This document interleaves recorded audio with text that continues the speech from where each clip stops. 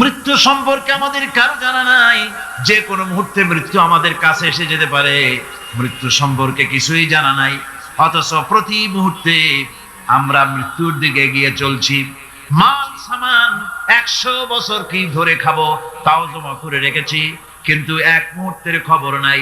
মা ফিরে এসেছি, বাড়ি যেতে পারবো নিশ্চয়তা নাই। আছে? বলেন আছে? আপনি বাড়ি যাও ভালো, বসেছেন, দাঁড়াতে পারবেন, এই নিশ্চয়তা আছে? নাই। সুতরাং সূরাটিতে সময়ের উপরে কসম করে মূলত সময়ের অপরিসীম গুরুত্ব সম্পর্কে আল্লাহ পাক মানুষকে বুঝাই দিতেছেন। সময়ের দাম দাও। আমাদের সময় চলে যায় গান শুনতে শুনতে, আশ্চর্য মলম বিক্রি করা দেখতে দেখতে, তাস পাশা খেলতে খেলতে সময় চলে যায়, কেউ খেয়াল করে না।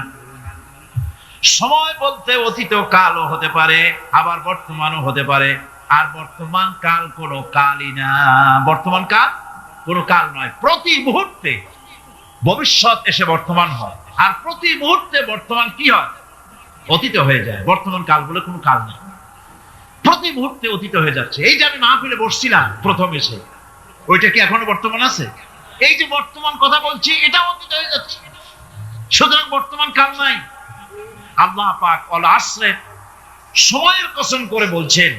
যদি আমরা চিন্তা ভাবনা করি তাহলে আমরা লক্ষ্য করব আমাদের আসল মূলধন সময়। আসল মূলধন কি? জীবনের আসল মূলধন কি? সময়। ইমাম রাজি রাহমাতুল্লাহ আলাইহি এই পর্যায়ে এক বুজুর্গের ব্যক্তির কথা তিনি আলোচনা করেছেন। তিনি বলেছেন যে একটা লোক, তিনি সূরা ওয়াল আসর এর ব্যাখ্যা তিনি বুঝতেছিলেন। ব্যাখ্যাটা এই মাথার মধ্যে ঘুরপাক খাচ্ছিল, এর ব্যাখ্যা কি? একবার তিনি বাজারে ঢুকলেন, তারপরে তিনি শুনতে পেলেন বাজারের এক প্রান্ত থেকে একজন চিল্লায় বলতেছে, সেই ব্যক্তির উপরে রহম করো যার পুঁজি গলে যায়, সেই ব্যক্তির উপরে রহম করো যার পুঁজি গলে যায়। উনি চিন্তা করলেন পুঁজি এবার গলে কেমন? উনি দৌড়ে গেলেন, যায় দেখেন যে যে ব্যাটা চিল্লাচ্ছে সে হচ্ছে বরফ বিক্রেতা। কি বিক্রেতা? বরফ, আইস। এখন এই বরফ বিক্রেতা সে চিল্লায় বলতেছে, সেই ব্যক্তির পরে রহম করো যার পুঁজি কি গলে যায়। সূর্যের তাপ বাড়ছে আর বরফ গলে যাচ্ছে। সে বোঝাতে চাচ্ছে যে আমার এই বরফটা জমাট থাকা অবস্থায় তোমরা কেউ কেনো, যেহেতু আমার পুঁজি তো এর মধ্যে আমি ইনভেস্ট করেছি। এটা যদি পানি হয়ে যায় তো পানি তো কেউ কিনবে না, এটা তো যেখানে সেখানে পাওয়া যায়। বরফ পাওয়া যায় না বলি তো আমি বরফ কিনে আনছি। তোমরা আমার প্রতি দয়া করো, তাড়াতাড়ি করে বরফটা কিনে নিয়ে যাও। ইমাম রাজি রাহমাতুল্লাহ আলাইহি বলেন, বুজুর্গ ব্যক্তি চিৎকার মেরে বললেন, আল্লাহু আকবার। আমি কিন্তু এই বরফ বিক্রেতার ঘোষণার মধ্য দিয়ে সূরা ওয়াল আসরের তাফসীর আমি বুঝে ফেলেছি। তার মানে হলো বরফ বিক্রেতা যেভাবে বলতেছে সেই ব্যক্তির উপরে রহম করো যার পুঁজি গলে যায়, আমারও তো একটা পুঁজি আছে, ওই পুঁজির নাম হায়াত। প্রতি মুহূর্তে আমার পুঁজি তো গলে যেতেছে, আমার পুঁজি তো গলে যায়, প্রতি মুহূর্তে কমে যেতেছে। আহারে এই পুঁজি যে গলে গেল ধরে রাখতে পারলাম না, এই জন্য কিছুই তো করতে পারি নাই। সূরা ওয়াল আসরের ভিতরে মানুষের আয়ুষ্কাল দেওয়া হয়েছে বরফ গলে যাওয়ার মতো দ্রুত, সে আয়ু কমে যাচ্ছে। একে যদি নষ্ট করে ফেলা হয়, ভুল কাজে ব্যয় করা হয়, সেটাই হচ্ছে মানুষের মূল ক্ষতি। মানুষের মূল ক্ষতি ব্যবসায় ক্ষতিগ্রস্ত হয়েছে, এটা মূল ক্ষতি নয়। স্বাস্থ্য হারাইছে, মূল ক্ষতি নয়। রাজনীতিতে ব্যর্থ হয়েছে, মূল ক্ষতি নয়। জীবনে মন্ত্রিত্ব হারাইছে, মূল ক্ষতি নয়। মূল ক্ষতি প্রতি মুহূর্তে সময় নষ্ট হচ্ছে, এটাই মূল ক্ষতি। ভাইরা, কিয়ামতের দিন জান্নাতীদের কোনো দুঃখ থাকবে না, সকলের দুঃখ থাকবে। জান্নাতীদের কোনো দুঃখ থাকবে না? থাকবে, থাকবে। জান্নাতীদের মনের মধ্যে একটা দুঃখই থাকবে। ভালো করে শুনুন, জান্নাতীদের মনের মধ্যে একটা দুঃখই হবে।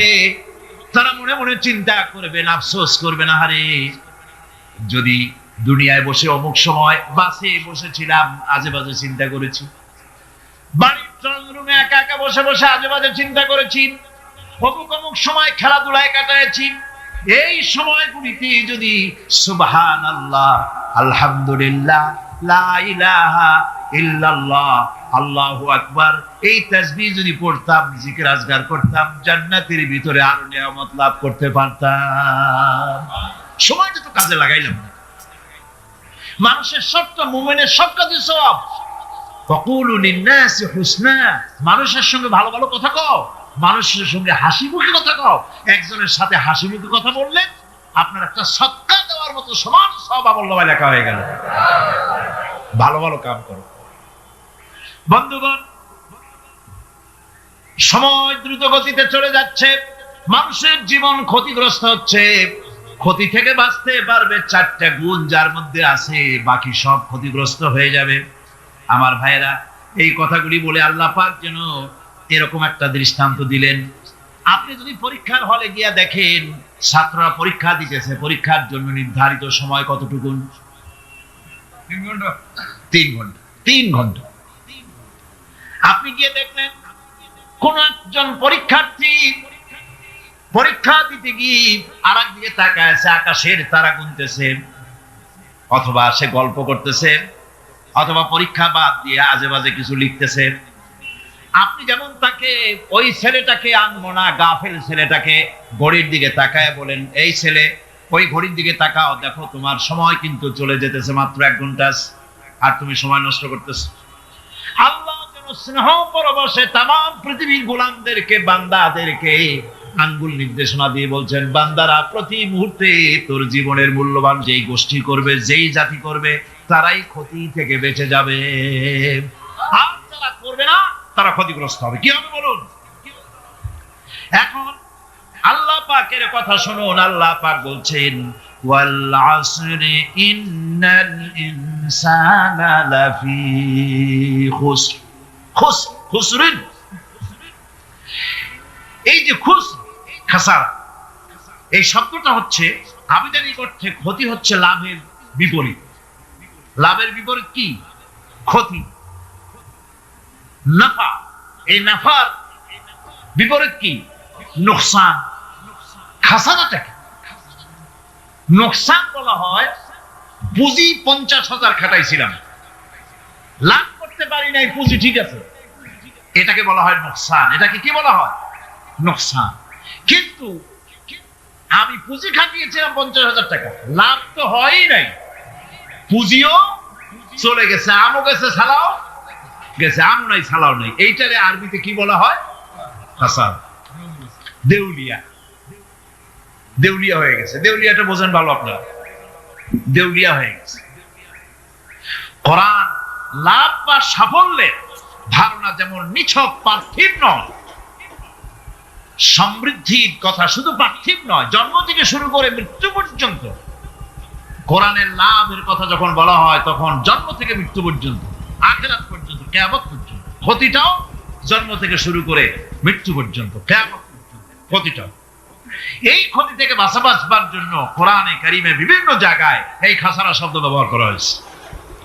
আল্লাহ রাব্বুল আলামিন বলছেন, ওয়ামান খাফফাত মাওয়াজিনুহু ফাউলাইকাল্লাযীনা খাসিরু আনফুসাহুম বিমা কানু বিআয়াতিনা ইয়াযলিমুন। যাদের পাল্লা ভারী হবে কিয়ামতে, তারাই হবে সফলকাম। আর যাদের পাল্লা হালকা হবে, নেকির পাল্লা, নেকির পাল্লা যাদের হালকা হবে, তারা হবে ক্ষতিগ্রস্ত। তারা নিজেদের ক্ষতি নিজেরাই ক্ষতি সাধনকারী হবে কিয়ামত। কাজে মানুষের জীবনের সমুদয় কার্যাবলীর ভালো অংশ যদি খারাপ অংশের উপরে বিজয়ী হয়, তারপরে খারাপ অংশ পাওনাদারদের দিয়ে টিয়া, এরপরে যদি নেকি কিছু বাকি থাকে, তাহলে বোঝা গেল লোকটাকে আপনি নাজাত পাবেন। আর যদি ভালো কাজের উপরে খারাপ কাজ বিজয়ী হয়ে যায়, আর সমস্ত পাওনাদারদেরকে পাওনা মিটাইয়া তারপর পাপ বাকি থেকে যায়, এক চাইতে খাসারা পৃথিবীতে, আকাশে জমিনে কিছু আর হবে না। এর থেকে বাঁচার জন্য আল্লাহ পাক এই খাসারা থেকে বাঁচার জন্যই মানুষকে এই কথা বলছেন। এই কথাটি কোরআনে কারিমের অন্য একটি আয়াতে আরো সুন্দর করে বলা হয়েছে, যারা নাকি এই দুনিয়ার বুকে, যারা নিজেদের পুঁজি খাটাইছে, জীবনের পুঁজি সুদ কামাইতে খাটালো, জীবনের পুঁজি খাটালো হারাম কামাইয়ের ভিতরে, অন্যায় কাজের ভিতরে।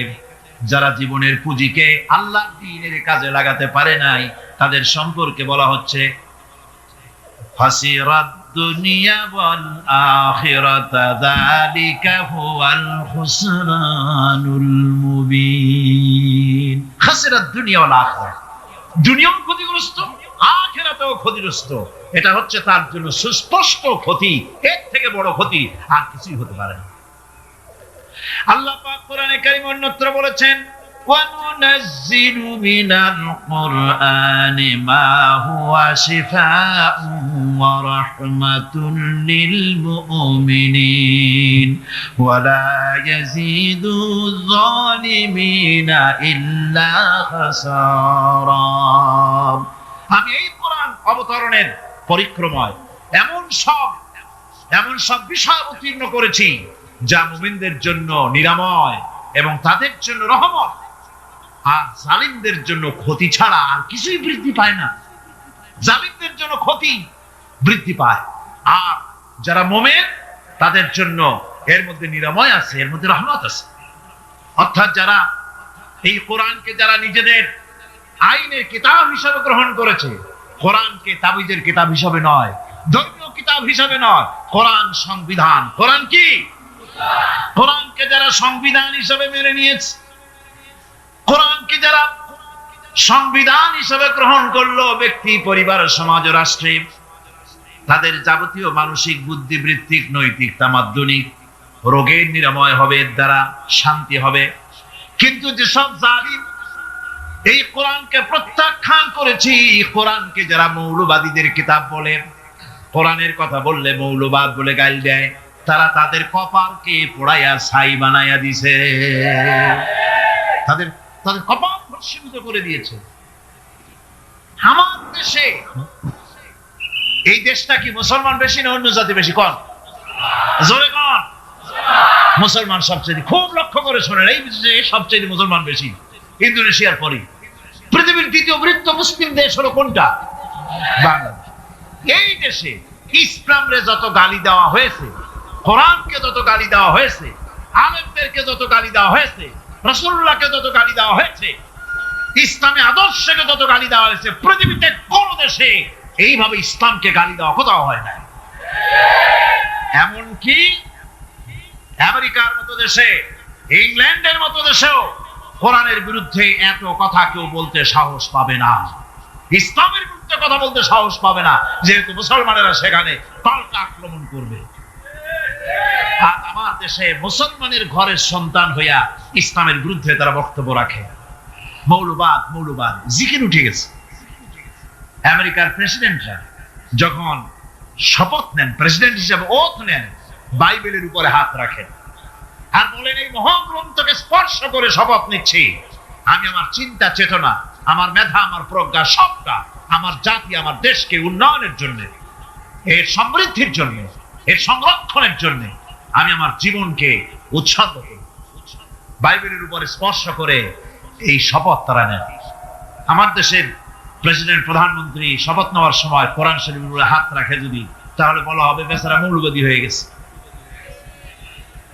এটা করা যাবে না। আর যদি কেউ করে সামান্য কিছু, কোরআন না, যদি তসবিহ নিয়েও আসে, তাহলে বুঝতে হবে জাতির সাথে একটা প্রতারণা ছাড়া কিছুই না। কাজী ধর্মের প্রতি আকর্ষণ একটা ভিন্ন জিনিস, সেই জিনিসকে ছেড়ে যারা দেয় তারাই ক্ষতিগ্রস্ত হয়, আর যারা ধরে রাখে তারা দুনিয়ায় ক্ষতিগ্রস্ত। বক্তব্যের সাথে আরেকজন নবীর বক্তব্যের কোনো গুণগত মৌলিক কোনো পার্থক্য ঘটে নাই, অসঙ্গতি হয় নাই। কারণ নবীরা, আম্বিয়া আলাইহিমুস সালাম, নিজেরা বানিয়ে কথা রচনা করে তারা মানুষের সামনে পেশ করে নাই। সমস্ত নবীদের কাছে যত দাওয়াত এসেছে, একটা অফিস থেকে এসেছে, সে অফিসটা হচ্ছে কার? আল্লাহ রাব্বুল আলামিনের। তাই দুনিয়ার সমস্ত পয়গম্বরদের দাওয়াত ছিল না ইলাহা ইল্লাল্লাহ, লা ইলাহা ইল্লাল্লাহ, লা ইলাহা লা ইলাহা ইল্লাল্লাহু মুহাম্মাদুর রাসূলুল্লাহ। এটাই ছিল সমস্ত নবীদের দাওয়াত। কোরআনে কারীম তার ধারক এবং বাহক সম্পর্কে বলে যে তিনি যে দাওয়াত দিয়েছেন সে দাওয়াতটা হলো ঈমানের দাওয়াত। আমাদের নবী তিনি এসে যে দাওয়াত দিয়েছেন সে দাওয়াতটা কিসের? কোরআনে কারীম বলছি রব্বানা ইন্নানা সামি'না মুনাদিয়ান ইউনাদি লিল ঈমান। হে আমাদের রব, নিশ্চয়ই আমরা এমন একজন আহ্বায়কের আহ্বান শুনেছি যিনি আমাদেরকে ঈমানের দাওয়াত দিয়েছেন। এমন কোন পয়গম্বর নাই দুনিয়ায় যিনি ঈমানের দাওয়াত দেন নাই। সকলেই ঈমানের দাওয়াত মানুষের সামনে, বিশ্ববাসীর সামনে পেশ করেছেন। কোরআনে হাকিম স্পষ্ট একটা সীমারেখা দুনিয়ার মানুষের সামনে পেশ করে পৃথিবীর মানুষগুলিকে দুটি শ্রেণীতে বিভক্ত করে দিয়েছে। একটি হচ্ছে ঈমান পোষণকারী, আরেকটি হচ্ছে অবিশ্বাসী। একটা ঈমান পোষণকারী আর একটা অবিশ্বাসী। ঈমান পোষণকারীরা সত্যশ্রয়ী, তারা হচ্ছে জ্ঞান এবং নূরের সম্পদে সমৃদ্ধ। আর তৃতীয় দলটি হচ্ছে কাফের, জালিম, মূর্খ। তারা হেদায়েতের রাস্তা তাদের জন্য অবরুদ্ধ। কোরআনে কারীম এই দুইটি দল সম্পর্কে উল্লেখ করতেছেন মাসালুল ফারিকাইনি কাল আ'মা ওয়াল আসাম্মি ওয়াল বাসীরি ওয়াস সামিম হাল ইয়াস্তাবিয়ানি মাসালান আফালা। কোরআন শরীফ বলছে হাল ইয়াস্তাবিয়ানি মাসালান আফালা তাযাক্কারুন। দুইটি শ্রেণীতে আল্লাহ পাক ভাগ করে দিয়েছেন। একটা শ্রেণী হচ্ছে অন্ধ, বোবা, বধির। আরেকটি যারা শুনতে পায়, চোখে দেখতে পায়। এই দুটি কখনো এক নয়, সমান নয়। এ দুটির রাস্তা আলাদা। কাফেরের রাস্তা আর ইমানদারদের রাস্তা সম্পূর্ণ ভিন্ন। আল্লাহ রাব্বুল আলামিন ঈমান এবং কুফরের পার্থক্য বলে দেওয়ার জন্য গোটা মানব জাতির মধ্যে স্পষ্ট করে বলেছেন লা ইকরাহা ফিদ-দীন ক্বাদ তাবায়্যানার রুশদু মিনাল গায়ব। দ্বীনের ব্যাপারে জোর জবরদস্তি নেই। এখানে হেদায়েতের পথ এবং গোমরাহি, হেদায়েতকে গোমরাহির পথ থেকে সম্পূর্ণ আলাদা করে দেওয়া হয়েছে।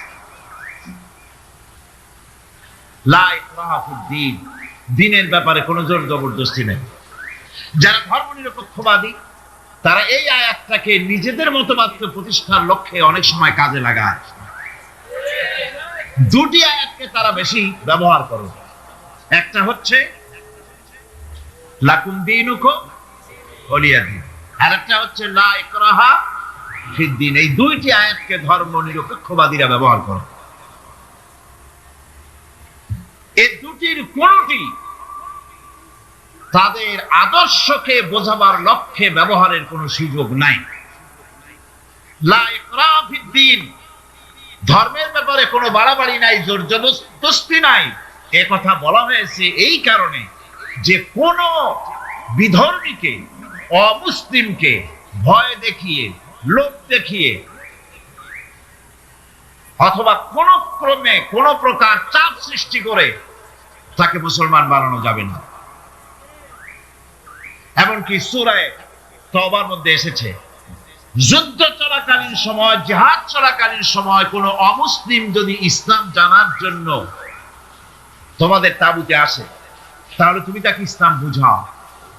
ইসলাম শোনার পরে যদি মেনে নেয় ভালো কথা, আর যদি না মানে তাকে তার তাঁবু পর্যন্ত ফিরে যেতে চাও, ফিরে যেতে দাও। মাঝপথে তাকে আক্রমণ করা যাবে না। ধর্মের ধর্মের ব্যাপারে কোনো বাড়াবাড়ি নাই, লা ইকরাহা ফিদ্দীন। এর দ্বারা ধর্ম নিরপেক্ষতার কোনো কথা বোঝানো হয়নি। আর লাকুম দীনুকুম ওয়ালিয়া দীন, এটা ছিল কাফেরদের সেই বক্তব্যের প্রেক্ষিতে যেখানে কাফেররা বলেছিল মুহাম্মদ সাল্লাল্লাহু আলাইহি ওয়াসাল্লাম, আসুন আমরা এক কাজ করি, সেটা হলো ধর্ম নিয়ে আমাদের মধ্যে যে বাকবিতণ্ডা হচ্ছে, আমরা ধর্মকে 50-50 ভাগ করে দিই।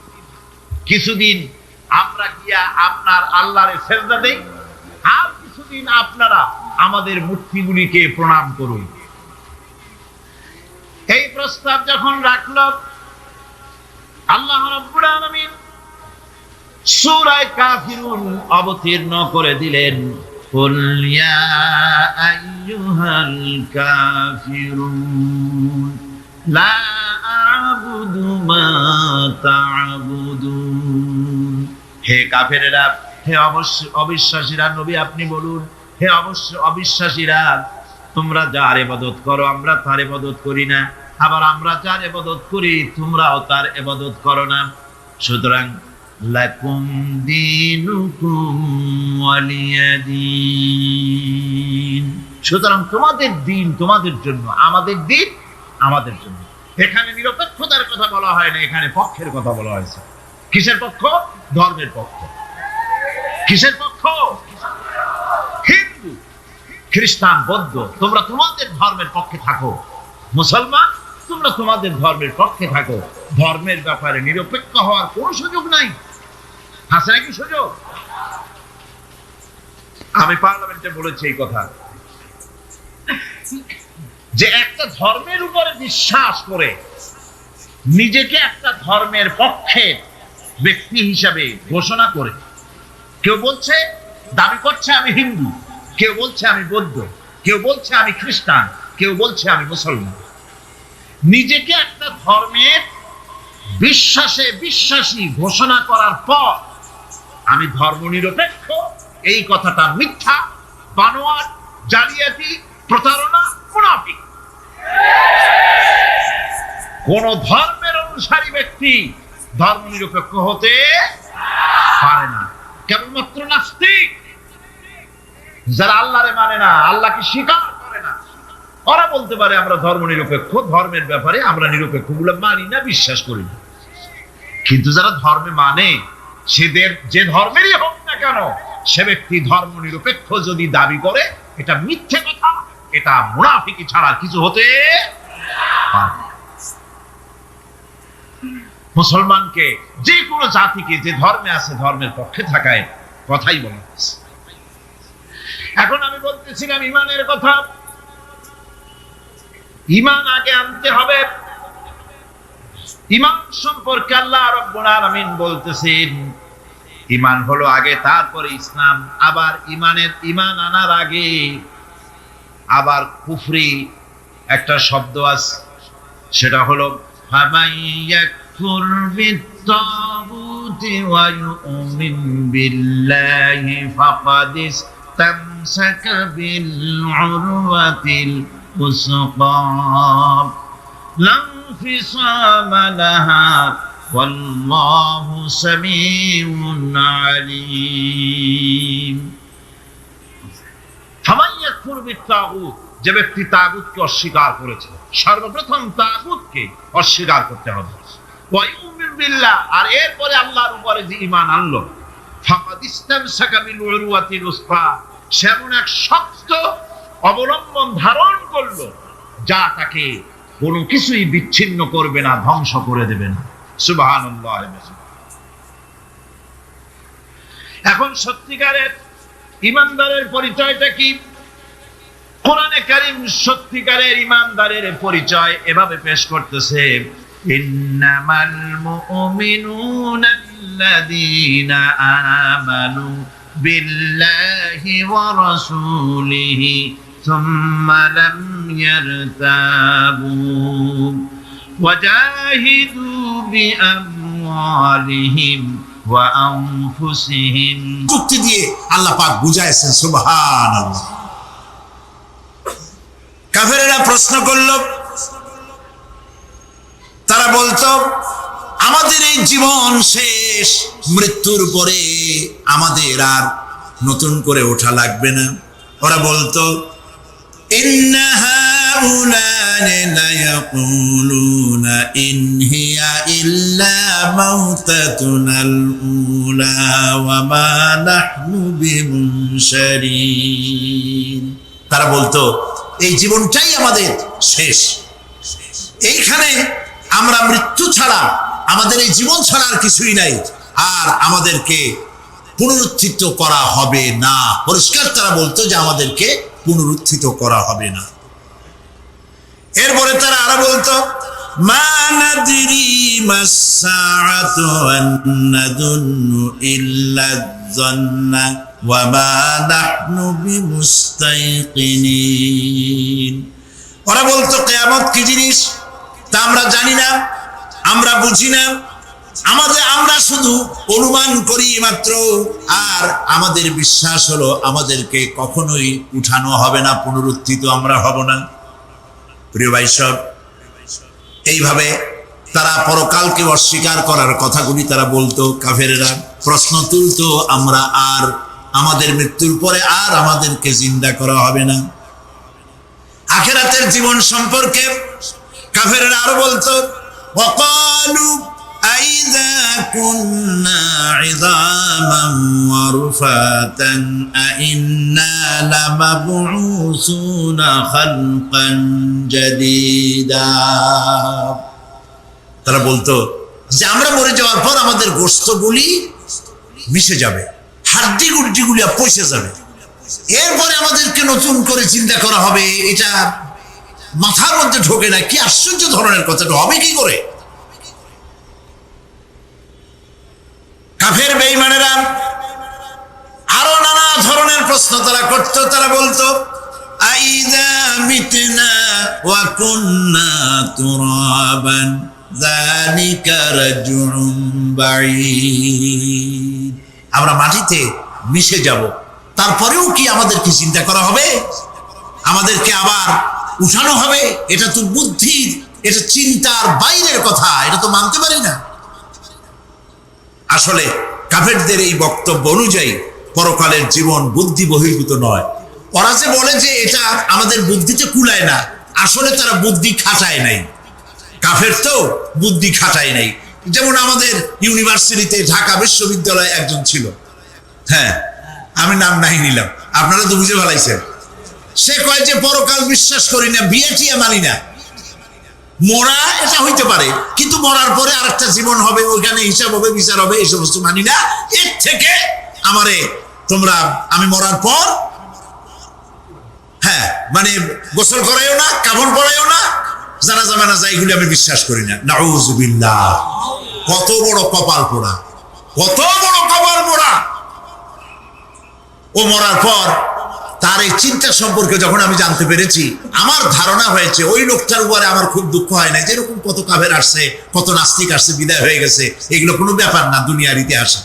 সব থেকে বড় ব্যাপার হলো এই লোকটি বাংলা বিভাগে বছরের পর বছর, যুগের পর যুগ শিক্ষকতা করেছে ঢাকা বিশ্ববিদ্যালয়ে। সে কত সোনার টুকরা ছেলেকে কয়লার খনি বানায় দিয়েছে। এই জন্য বিশ্ববিদ্যালয়ে যারা চাকরি করে সরকারের দেখা উচিত কাদেরকে চাকরি, সেখানে শিক্ষকতা করার জন্য কাদেরকে নিয়োগ করা হচ্ছে, তারা নামাজি কিনা, তারা পরিষ্কার কিনা, তারা জিনাকার কিনা, তারা মদ খায় কিনা, তারা শয়তানি করে কিনা, দেখে শুনে ভালো মানুষ দেওয়া উচিত।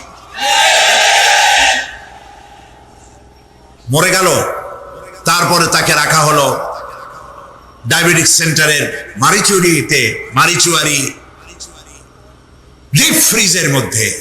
তিনি বলে গেলেন আমি মরার পর আমাকে মেডিকেল কলেজে পাঠায় দিও, তারা আমারে কাটা ছেঁড়া করিয়া তারপরে অপারেশন শিখবে। তো তার নসিহত অনুযায়ী তাই করা হলো, ওসিয়ত অনুযায়ী। যখন মেডিকেল কলেজের ছেলেরা টের পেল যে ওই নাস্তিকরে আনতেছে মেডিকেল কলেজে অপারেশন করে আমাদের শেখাবার জন্য, তারা বললো আল্লাহর রাস্তে মাপ চাই, এই শয়তানের এদিকে আনবেন না।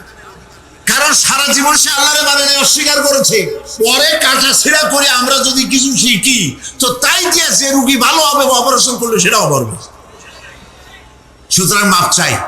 ফিরাও, ফিরাইয়া এখন ওইটার কি অবস্থা হয়েছে আমি জানি না, লেটেস্ট নিউজ জানি না কোথায় আছে। যদি এখন কবর তো কপালে হইল না, এখন যদি রাস্তাও ভালায় দেয়, আমাদের দেশে কুত্তাও খাবে না। কারণ কুত্তাগুলি আমাদের দেশে এত অভদ্র না যে এত পচা বাসি লাশ খাবে, ওদেরও একটা রুচি টুচি আছে। প্রিয় ভাই সব, এদের চিন্তা, এদের বুদ্ধি হলো, এদের বুদ্ধি সীমিত বুদ্ধি। আর আল্লাহ কোরআনে বুদ্ধির কথা বলেন নাই, আল্লাহ বলেছেন জ্ঞানের কথা। আর ওরা হলো বুদ্ধিজীবী। ওরা কি জীবী কর? বুদ্ধিজীবী। আচ্ছা, আপনারা একটা প্রশ্নের জবাব দেন তো, দুনিয়ার সব থেকে বড় বুদ্ধিজীবী কেনা? মাশাআল্লাহ, আপনাদের ওয়াজ না শুনলেও হবে, আপনারা তো জানি ফেলাইছেন সব। সব থেকে বড় বুদ্ধিজীবীর নাম হলো শয়তান। আর সব থেকে বড় জ্ঞানীর নাম হযরত আদম আলাইহিস সালাম। মানুষের মধ্যে সর্বপ্রথম তাকে জ্ঞান দান করেছিলেন। সুবহানাল্লাহ। আল্লাহ পাক কোরআনের মধ্যে কোথাও বলেন নাই যে আমি বুদ্ধি দিছি। আল্লাহ পাক বলেছেন ওয়া আল্লামা আদামাল আসমাআ কুল্লাহা, আমি আদমকে সমস্ত জিনিসের জ্ঞান দিয়েছি, নামগুলো শিখাইছি। সুবহানাল্লাহ।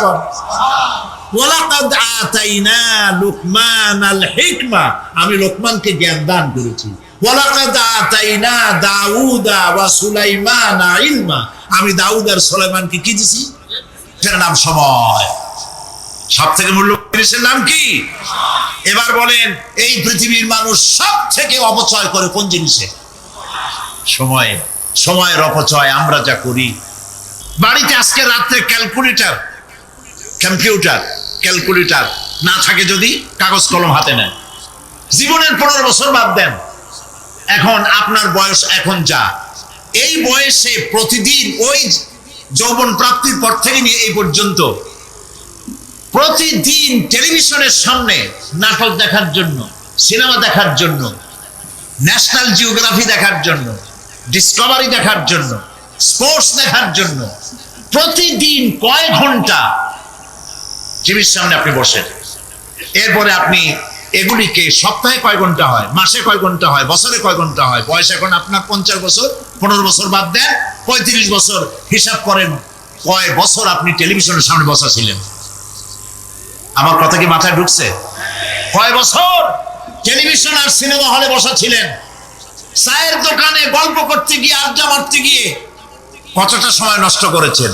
রবীন্দ্রনাথ, যতীন্দ্রনাথ, যোগীনাথ, তারপরে শরৎচন্দ্র, এই সমস্ত এই নাম মনে আসলো। কবি, সাহিত্যিক, ঔপন্যাসিক, নাট্যকার, তাদের বইপত্র, গল্পের বই, ভূতের গল্প, এই সমস্ত গল্পের বই পড়িয়া জীবনে কতটা সময় নষ্ট করেছেন। সবগুলি এক জায়গায় করেন, এরপরে আপনার চোখ ছানা বড় হয়ে যাবে, দেখতে পাবেন আপনার জীবনের উল্লেখযোগ্য 35 বছরের কম করে হলো 20 বা 25 বছর অপচয় হয়ে গেছে, নষ্ট হয়ে গেছে। ইন্না লিল্লাহি ওয়া ইন্না ইলাইহি রাজিউন। জীবনের সব থেকে মূল্যবান সময়গুলি নষ্ট করে ফেলেছি আমরা। আল্লাহ পাক বলেছেন পরীক্ষা নেওয়ার জন্যই এই পৃথিবীতে দিয়েছিলাম। এখন ওর পরীক্ষার, ছাত্রের পরীক্ষার সময় 3 ঘন্টা, রেজাল্ট আউট হবে এখন। আর আপনার আমার পরীক্ষা মৃত্যুতে, জন্ম থেকে শুরু মৃত্যু পর্যন্ত, কিন্তু রেজাল্ট এখানে আউট হবে না। রেজাল্ট আউট হবে কোথায়? কিয়ামতের দিন। কোথায় হবে? হতেই হবে কিয়ামতের দিন। সেদিন এই পৃথিবীতে যারা ভালো কাজ করবে, ভালো কাজের জন্য আল্লাহ পুরস্কার দিবেন, আর মন্দ কাজ যারা করবে তাদের জন্য তিরস্কার তারা পাবেই। এই জন্য বিচার, কিয়ামত হওয়া, বিচার হওয়া, এটা বিবেকের দাবি, এটা জ্ঞানের দাবি। যারা বুদ্ধিজীবী দাবি করে, কপাল পোড়া, এরা এটা বোঝে না, এদের মাথার মধ্যে এটা ঢোকে না। ঠিক কিনা বলো? প্রিয় ভাই সব, কিয়ামত হবে এবং কিয়ামতে আল্লাহর দরবারে আমাদের সকলকে উঠতে হবে, এতে কোনো সন্দেহের অবকাশ নেই। এবার দেখেন আল্লাহ পাক এবার যুক্তি দিয়ে বুঝাচ্ছেন। সুবহানাল্লাহ বলেন। তোমরা যারা বলো যে মরে যাব, পচে যাব, মাটির সাথে মিশে যাব, আবার চিন্তা হবো কেমনে? আল্লাহ বলে কেমনে চিন্তা হবা বুঝাই। সুবহানাল্লাহ বলে।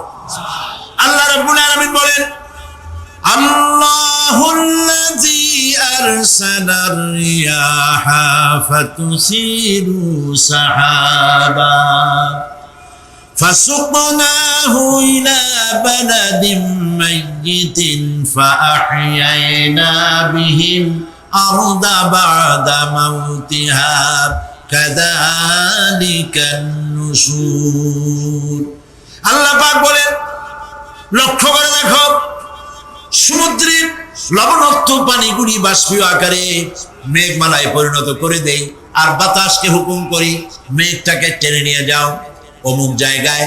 আল্লাহ যেখানে বৃষ্টি দিতে চান বাতাস মেঘকে ঠেলে নিয়ে সেখানে নিয়ে আসে, বৃষ্টির পানিগুলি পড়ল। আল্লাহ পাক বলেন, আকাশের সেই বৃষ্টির পানি দিয়া মরা জমিনকে আমি জিন্দা করে দিলাম। ফাআহিয়ানা বিহিল আরদা বাদা মাউতিহা, এই মৃত্যু জমিনকে আমি জিন্দা করলাম, সেখানে তুমি বীজ বপন করলে, সেই বীজগুলি বীজের মাথা ফাটাইয়া চারাগুলি কে বাইর করে দিল? মাটির আস্তরণ, মাটির আস্তরণের মধ্যে কদুর বিচি, লাউর বিচি, আপনারা কদু কন না লাউ বলেন, যেটাই হোক বুঝলেই হইল, কদু অথবা লাউ একই কথা, অথবা যে কোনো শাক সবজি উদ্ভিদ এর চারা, এর বীজ মাটিতে দেওয়া হলো, মাটিটা ফেটে চারা যে পাতা দুটো বেরিয়ে আসলো, এই পাতা কি শক্ত না নরম? তাহলে মাটিটা ফাটাইয়া পাতা দুটো বাইর করে দিল কে? সুবহানাল্লাহ বলে।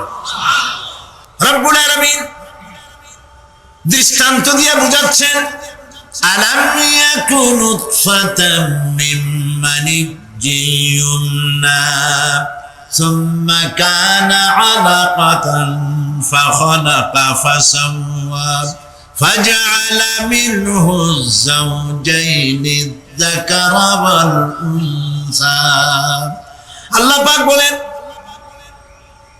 মানুষকে নিকৃষ্টতম মাতৃগর্ভে নিক্ষিপ্ত এক ফোঁটা পানি ছিল না, আমি তার থেকে আকার আকৃতি দিয়ে সুগঠিত করে মানুষের আকার দান করেছি, আর মায়ের পেটের করে দেওয়া উচিত।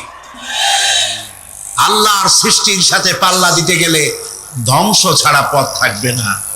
লক্ষ্য করেছেন? আপনি সাক্ষী দিলে আজ এক সাক্ষী দেবেন, কালকে বলবেন যে ওই সাক্ষী আমি দেইনি। আজকে সই করেছেন, কালকে বলবেন ওই সই আমি করি নেই। কিন্তু আল্লাহ রাব্বুল আলামিন আপনার ফিঙ্গারপ্রিন্ট, আপনার আঙ্গুলের ছাপ এমন করে দিয়েছেন, এই আঙ্গুল দিয়ে যদি কাগজের উপর একটা টিপ মারেন, টিপ সই করেন, আপনার বাবা কবর থেকে উঠে এসেও বলতে পারবে না যেটা আপনার না। আদম আলাইহিস সালাম থেকে নিয়ে আজ পর্যন্ত, আজ থেকে নিয়ে কিয়ামত পর্যন্ত যত মানুষ পৃথিবীতে এসেছে আর আসবে, কোন মানুষের আঙ্গুলের রেখার সঙ্গে আর একজন আঙ্গুলের রেখার মিল হবে না। এ হচ্ছে আমার আল্লাহর সৃষ্টি, সুবহানাল্লাহ। সুতরাং তিনি বলছেন, আমি মাতৃগর্ভের ভিতরে সন্তান তৈরি করি, সেই সন্তানকে কোনটা কন্যা সন্তান, কোনটা পুত্র সন্তান আমি বানাই। এই কাজটা যিনি পারেন, এবার দেখেন সামনে কি বলতেছেন আল্লাহ, এই কাজটি যিনি করতেছেন, আলাইসা যালিকা বিকাদিরিন আলা আইয়ুহিয়াল মাউতা, এত বড় কাজ যিনি সম্পাদন করেছেন, এক ফোঁটা নাপাক পানি, এক ফোঁটা নিকৃষ্ট গান্দা পানি যা শরীর থেকে নির্গত হলে পরে গোসল ফরজ হয়ে যায়, এমন এক ফোঁটা পানি দিয়ে তোমার জন্মের উৎপত্তি করেছি, আকার দিলাম, হাত দিলাম, পাও দিলাম, চোখ দিলাম, সুন্দর করে বানালাম, তারপরে পৃথিবীতে পাঠালাম। এরপরে তুমি কি করে মনে করতে পারো যে সেই আল্লাহ তোমার মৃত্যুর পরে আবার জিন্দা করতে পারবে না? আলাইসা যালিক, আল্লাহ পাক কি তোমাকে মৃত্যুর পরে, আলাইসা যালিকা বিকাদিরিন, আল্লাহ পাকের পক্ষে এটা কি সম্ভব নয় যে তোমার মৃত্যুর পরে আল্লাহ আবার চিন্তা করবেন? বলেন অবশ্যই পারবেন, বলেন অবশ্যই পারবেন। প্রিয় ভাই সব, আল্লাহ পাক এর পরে বলছেন, ইয়া আইয়ুহান নাসু ইন কুনতুম ফি রাইবিম মিনাল বা'সি ফাইন্না খালাকনাকুম মিন তুরাব। হে মানব সকল, যদি সন্দেহ হয় যে আমি তোমাদের পরকাল সম্পর্কে যদি, পুনরুত্থান সম্পর্কে যদি তোমাদের সন্দেহ হয়, জানা থাকা উচিত আমি তোমাদেরকে মাটি দিয়ে সৃষ্টি করেছি, মাটির উপকরণ দিয়ে সৃষ্টি করেছি। এই মাটির সাথে মিশে যাবা, আবার উঠানো হবে। মাটিতে কবরের মধ্যে মুর্দা রাখার সময় কি বলি আমরা? মিনহা খলাকনাকুম ওয়া ফিহা নুঈদুকুম। পড়েন সবাই। মিনহা খলাকনাকুম ওয়া ফিহা নুঈদুকুম ওয়া মিনহা নুখরিজুকুম তারাতান উখরা। মাতৃগর্ভের ভিতরে মানুষকে আল্লাহ রাব্বুল আলামিন হাত পাও চক্ষু কর্ণনাসিকা দিয়ে সুন্দর করে মায়ের পেটের ভিতরে বানায়া এই পৃথিবীতে আল্লাহ পাক পাঠায় দেন। আর আল্লাহ পাক বলেন সুম্মা নুখরিজুকুম তিফলা, বাচ্চার আকারে মায়ের পেট থেকে বের করে দিলাম। যে আল্লাহ রাব্বুল আলামিন এইভাবে করে তোমাদেরকে সৃষ্টি করেন। যালিকা বিআন্নাল্লাহা হুয়াল হক। জেনে রাখো এই সব কিছু এই জন্যই ঘটে যেহেতু আল্লাহ রাব্বুল আলামিন, আল্লাহ তাআলা মহা সত্য। তিনি যা বলেন তাও সত্য। তার কথার মধ্যে কোনো রকমের বৈপরীত্য নাই। ব্যারোমিটার যন্ত্র আছে, যে যন্ত্রের মাধ্যমে আবহাওয়া মাপা হয়। বৃষ্টি হবে কি হবে না, ঝড় হবে কি হবে না, জলোচ্ছ্বাস হবে কি হবে না, এগুলি ব্যারোমিটার যন্ত্র দিয়া, আবহাওয়া মাপা যন্ত্র দিয়ে তারা মাপে। কিন্তু আপনারা কি কখনো শুনেছেন যে রেডিও টেলিভিশনে বলা হয়েছে সন্দ্বীপ, কুতুবদিয়া, হাতিয়া, সেন্ট মার্টিন এবং বাঁশখালী, আর কি কোন দু একটার নাম, কক্সবাজার, পতেঙ্গা ইত্যাদির উপর দিয়ে 280 মাইল স্পিডে ঝোড়ো হাওয়া প্রবাহিত হবে। আগামীকাল 30 ফিট উঁচু হয়ে জলোচ্ছ্বাস হবে। এরকম কথা বলে কেউ? কি বলে? হইতে পারে, হইতে পারে, বজ্রসহ বৃষ্টিপাত হতে পারে। এবার কোরআন শরীফ দেখুন তো, কোরআন শরীফে কোথাও আছে পরকাল হইলেও হইতে পারে, কবর আযাব এটাও হয়তো হইতে পারে, জান্নাত আর জাহান্নাম থাকতেও পারে। এরকম কথা আছে? সব কথা ডাইরেক্ট, কোন কথার ভিতরে কোন রকমের বৈপরীত্য নাই। আল্লাহ রাব্বুল আলামিন বলেছেন ইযাস সামাউ ফাতারাত, আকাশ সমূহ যখন বিদীর্ণ হয়ে যাবে, ওয়া ইযাল কাওয়াকিবু তাসারাত, আর যখন তারকা সমূহ বিক্ষিপ্ত হয়ে পড়বে, ওয়া ইযাল কুবুরু বুসিরাত, আর যখন কবরের ভিতরে যা কিছু আছে সব উদ্গীরণ করে দেওয়া হবে। সমস্ত কথাগুলি ডাইরেক্ট। যালিকা বিআন্নাল্লাহা হুয়াল হক, যেহেতু আল্লাহ মহা সত্য। ওয়া মান আসদাকু মিনাল্লাহি কিলা, আর আল্লাহর চাইতে সত্যবাদী আর কে আছে? বলেন আছে কেউ? সে আল্লাহ রাব্বুল আলামিন বলেন এত কিছু কাজ, এত সুন্দর ব্যবস্থাপনা করে যিনি করেন, ওয়া আন্নাহু ইউহিল মাউতা ওয়া আন্নাহু আলা কুল্লি শাইইন কাদির। সে আল্লাহ রাব্বুল আলামিন তোমাদেরকে তোমাদের মৃত্যুর পরে আবার জিন্দা করবেন, এতে সন্দেহ করার কোনো কারণ নাই। وأن الساعة آتية لا ريب فيها وأن الله يبعث من في القبور। আল্লাহ পাক বলছেন অবশ্যই কিয়ামত আসবে, তাকে কেউ বিন্দুমাত্র এতে কোনো সন্দেহ নাই। আর ওয়ান্না আল্লাহা ইউবআসু মান ফিল কুবুর, আর আল্লাহ পাক অবশ্যই কবরে যা কিছু আছে সব বের করে নিয়ে আসবেন। কান্নাহুম জারাদুম মুনতাশির, যেমন আপনারা দেখছেন কিনা এই যে যখন বন্যা বলে, পানি টানি যখন ওঠে, বন্যা নাকি বলে, তুফান, বন্যা ইত্যাদি যখন হওয়ার সম্ভাবনা হয়, তখন মাটি থেকে, গ্রাম্য পরিবেশে দেখা যায় মাটি থেকে পোকামাকড় গুলি এভাবে উঠতে থাকে। দেখছেন না? আপনারা দেখছেন কিনা? পাখাওয়ালা পিঁপড়াগুলি এভাবে সব উঠতে থাকে। কান্নাহুম জারাদুম মুনতাশির, এইভাবে করে পোকামাকড় পতঙ্গগুলি যেভাবে মাটি থেকে উদ্গত হতে থাকে, সমস্ত খবরগুলি থেকে মানুষগুলি এভাবে উদ্গত হয়ে যাবে। তবে হ্যাঁ, আপনারা একটা প্রশ্ন করতে পারেন যে কবর দিয়ে সব উঠবে, কিন্তু যে মানুষের বাগে খাইছে তার কি হবে? যে মানুষ আগুনে পড়ে গেছে তার কি হবে, যে নদীর মধ্যে ডুবে গেছে তার কি হবে, যে কুমিরের পেটে চলে গেছে তার কি হবে? এরকম একটা প্রশ্ন আপনারা করতে পারেন। কবর কাকে বলে সেটা আমাদের জানতে হবে। কবর শুধু মাটির গর্তটাকেই কবর বলা হয় না, এটি আলমে বারজাখ, এটি পর্দা, এটা জবনিকা।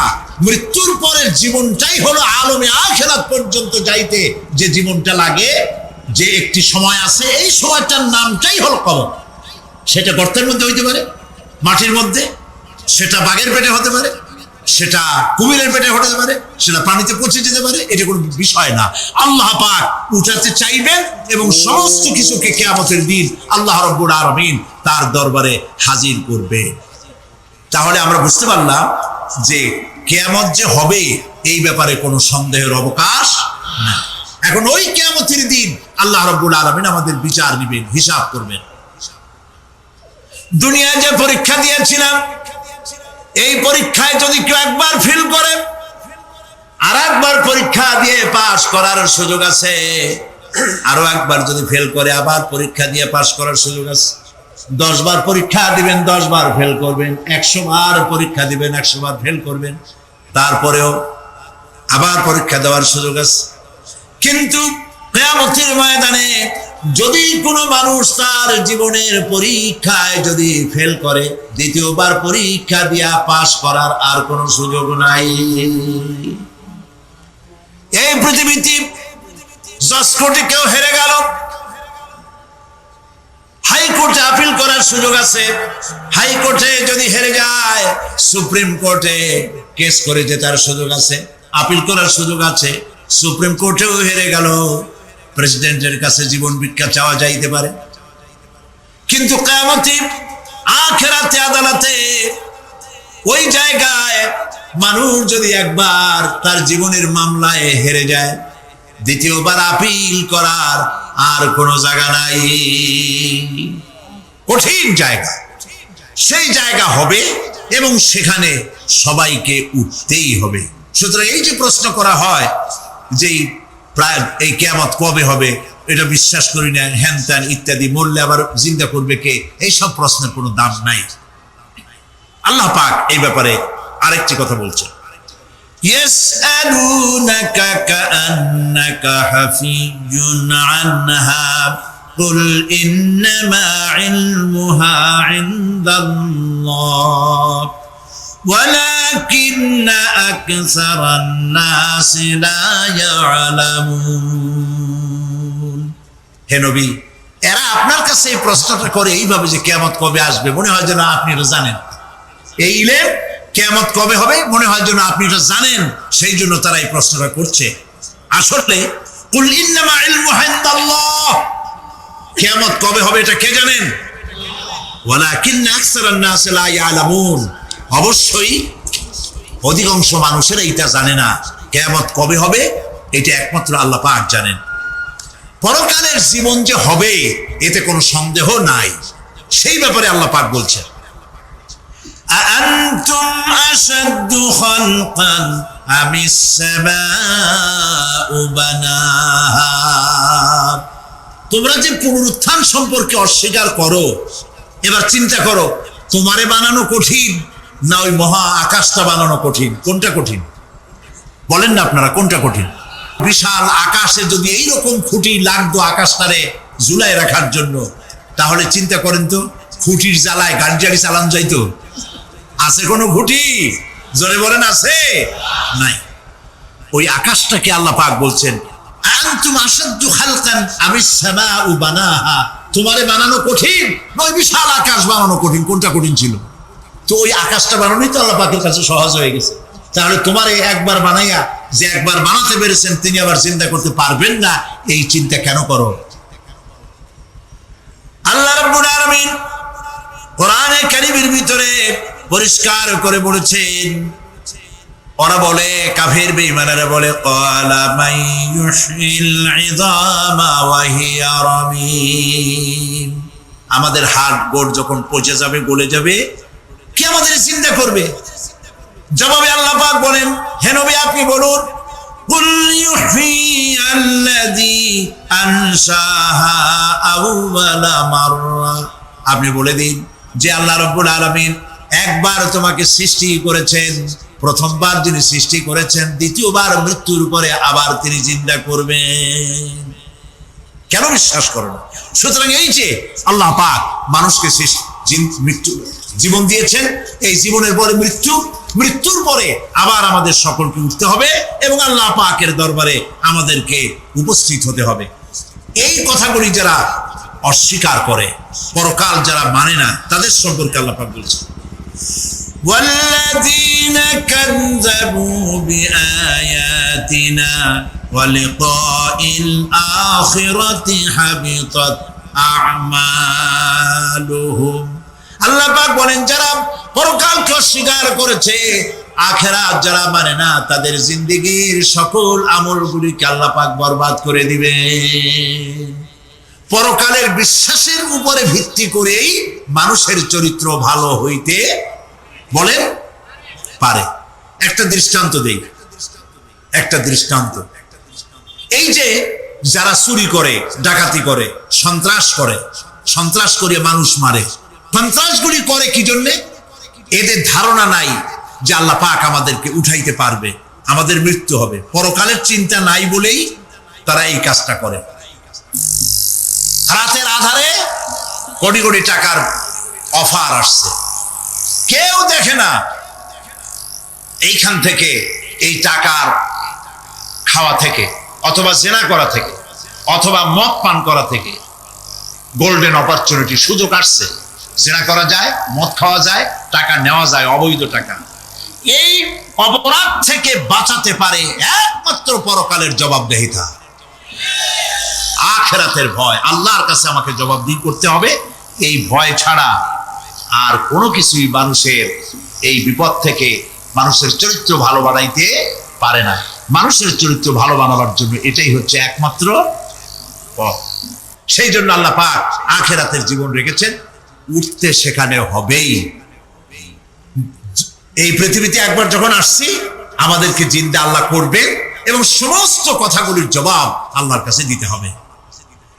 আল্লাহ রাব্বুল আলামিন বলেন ওয়াত্তুর ওয়া কিতাবিম মাসতুর ফি রাক্কিম মানশুর ওয়াল বাইতিল মা'মুর ওয়াস সাকফিল মারফু' ওয়াল বাহরিল মাসজুর ইন্না আযাবা রাব্বিকা লাওয়াকি' মা লাহু মিন দাফি'। সূরা তুর।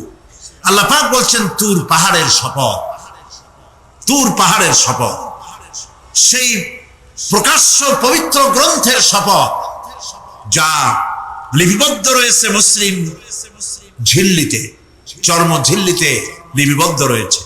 আরো শপথ বাইতুল মামুরের, আরো শপথ সুউচ্চ আকাশের, আরো শপথ উচ্ছ্বাসিত তরঙ্গায়িত সমুদ্রে। নিশ্চয়ই সেই আযাব আসবে, আযাব মানে কিয়ামত, সেই পরকাল অবশ্যই আসবে। মা লাহু মিন দাফি'। এই শাস্তি থেকে, এই কিয়ামত আসা থেকে, এই কিয়ামত সংগঠিত হওয়া থেকে রোধ করার মতো ক্ষমতা কারো নাই। সুবহানাল্লাহ। এখন আল্লাহ পাক তুর পাহাড়ের কসম করছেন। তুর পর্বত হচ্ছে সেই পর্বতের কথাই ধরা যাক, যেখানে এটি ঐতিহাসিক পর্বত। হযরতে মূসা আলাইহিস সালামকে আল্লাহ রাব্বুল আলামিন যেখানে নবুয়তের শিরস্থান পড়িয়ে দিয়েছিলেন, তুর পাহাড়ের ভিতরে। আল্লাহর নবী বলেছেন মৃত্যুর সময় মালাকুল মউতকে দেখার পরে এমন পানির পিপাসা হবে, মানুষ বলবে আয় আল্লাহ, 7টা সমুদ্রের পানি যদি পান করতে পারতাম, যে পিপাসা লেগেছে এই পিপাসা নিবারণ হতো না। মানুষেরা বোঝে না, সেই জন্য বলে কোন নেতা যখন হসপিটালে অসুস্থ হয়, কয় যে নেতা হসপিটালে মৃত্যুর সঙ্গে পাঞ্জা লড়িতেছে। হ্যাঁ, মৃত্যুর সাথে পাঞ্জা লড়বা তুমি, মালাকুল মউত দেখলে তো তোমার কলজে ঠান্ডা, হিম শীতল হয়ে যাবে মালাকুল মউতকে দেখলে। হযরত আবু বকর রাদিয়াল্লাহু তাআলা আনহু খুব কাঁদতে লাগলেন। তিনি বুঝতে পেরেছেন যে এই পৃথিবীতে সমস্ত সম্পদ দিতে চেয়েছিলেন আল্লাহ, যাকে তার নাম বিশ্বনবী। তিনি সবগুলো উপেক্ষা করে আল্লাহর সঙ্গে দিদার করা বেশি পছন্দ করেছেন। আমরা অতি তাড়াতাড়ি নবীজি থেকে নবীর এতিম হয়ে যাব। পরের দিন ইশার নামাজের রক্ত হলো, আযান হয়ে গেল, মসজিদে মুসল্লিরা ভরে গেছে, সাহাবায়ে কেরাম সব এসে গেছেন। হুজুরের জন্য বহুক্ষণ অপেক্ষা করার পর হযরতে আবু বকর রাদিয়াল্লাহু তাআলা আনহু তিনি ইমামতির জায়গায় দাঁড়িয়ে গেছেন। নবীজি বেহুশ অবস্থায় ছিলেন ঘরের মধ্যে। হুশ আসার পর তিনি হযরত আয়েশাকে বললেন, আয়েশা, মসজিদে নববীতে এখন কি হতেছে?